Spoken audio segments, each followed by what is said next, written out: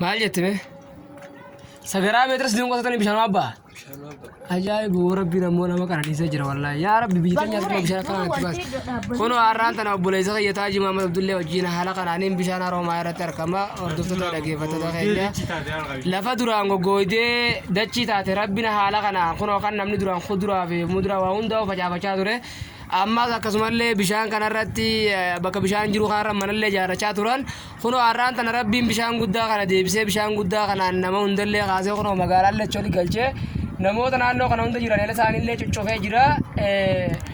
akkasuma kunoo obboleessa kiyyataa Haji Abdullee illee haala kanaan dachii sanallee dachii isii qullaa taatellee harkeetiin jira jee isiniif himuudhaaf qophiirra jira meetaa Haji maal jette laftan isii akkam irra dabarte jirti isii gugguuddee akkatti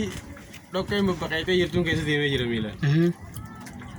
Amma gammachuu waan hin juun beeku amma bishaan. Ara gammachuu waan hin juun beeku jaataa Haji Abdullee diga gammachuu ta'e waan taateef isinis